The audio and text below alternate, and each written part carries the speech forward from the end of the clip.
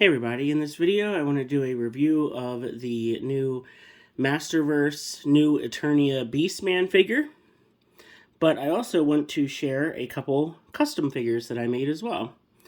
So here is the Beastman figure as I have him displayed on my shelf. So you can see I have the armor on him that basically makes him look like the classic Beastman. And then I have him posed with his mace weapon. I know there's a lot of other videos out there of this figure, so if you're curious about, articulation, that kind of stuff, typical articulation with this guy, with the Masterverse line. Really good articulation, double jointed elbows and knees. You can see a lot of it is hidden by his armor, which is good. A lot of the figures are different when it comes to the paint on the body and the arms and legs. Mine is actually pretty good. There's not a lot of inconsistencies, between the different shades of orange, so that's nice.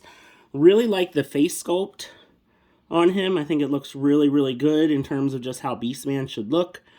And I love this mace weapon. I think it's really, really cool.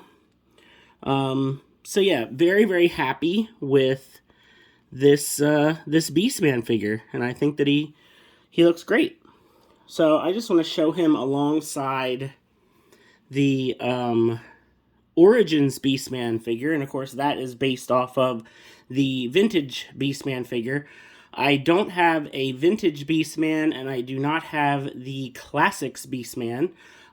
So these two are definitely the closest that I'm ever going to get to owning those two figures.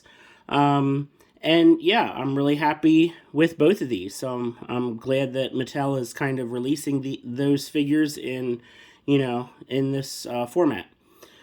But what I want to show you next are some custom figures that I made, because this Beastman figure, like I said, if you have seen it in stores, I found mine at just my local Target just by chance.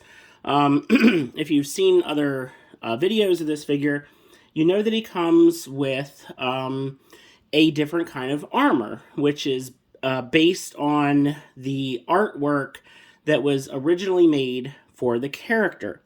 And I really wanted to use that armor, but I also really like the more classic look for Beastman. So what I did is I created this figure. So if I can get him to stand, which he was standing just fine earlier, and now of course he doesn't want to stand up. So anyway, this is the Beastman armor that came with that figure. Now, the head is actually, well, here, let me just take this part off so you can see it better. The head is from the Lords of Power Origins Beastman figure. But the body of this figure, if anybody can kind of guess while you're just kind of looking at it here, maybe the back of it will help. This is actually the Savage He-Man body. So I bought the Savage He-Man figure back when he was on clearance at Target. I forget how much it was, but I really just bought it for the Orko figure. I really just wanted the Orko. I didn't really have much need for the Savage He-Man figure. So the Savage He-Man figure had just kind of been sitting around, not really sure what to do with it. And yeah, I decided to, I painted it. I painted it orange, and then I did like a wash in red over it, and then I did a little bit more orange, a little bit more red, until it kind of matched the color of the Lords of Power Beastman head. And I knew most of it would be covered up with the fur armor and stuff. Then, of course, I painted the loincloth blue to kind of go along with what Beastman usually has. The hands are just the alternate hands from the Beastman figure. And then, of course, the whip came with the original Beastman figure as well.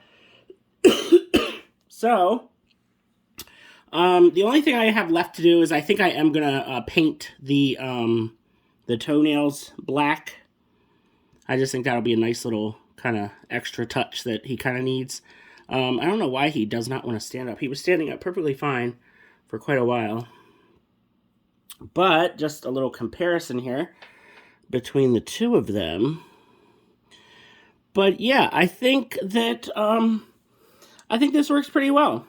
So I have just my classic regular Beastman, and now I have kind of the original concept Beastman wearing the fur armor and the like animal helmet thing.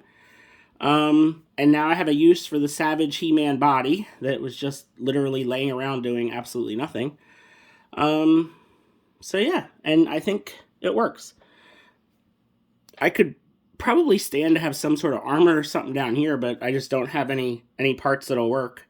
I forget where these gauntlets came from. They may have come from the Faker figure, I think possibly, and I just painted those a darker red. But yeah, so I just have two different Beastman figures now, and I think that they work. I think I like that. So just something different for the collection. And then what I did is, since I had the extra Lords of Power Origins Beastman figure, that was a lot to say. Since I had that body, because I literally had a second one loose just for the head, so I did this. So this might look a little crazy, but this is just the Lords of Power Beastman body. This head is actually an old Marvel Legends figure. I'm trying to think of the name of the character now, and it's not coming to me. I don't think the character's name is Shark, because that's from DC, not Marvel. But it's the Shark character. But I cut the big shark fin off of the head and just painted it the red color, and now I have a different Beastman. So I basically have two different customs now. And before you ask, yes, I did try this head first on this body, so I wouldn't have even needed to mess with this figure at all. And this head was just way too tiny for that body, and it did not look right at all. So yeah, so now I have kind of this very strange assortment of Beastman figures, and just for the heck of it, we can throw the regular Origins Beastman figure back in the picture. Kind of a weird family of Beastman figures that we have here, but it works. So yeah, let me know what you think of this strange couple of customs that I've made, and I hope you're able to find the Beastman figure if you're out there looking for them. Take care.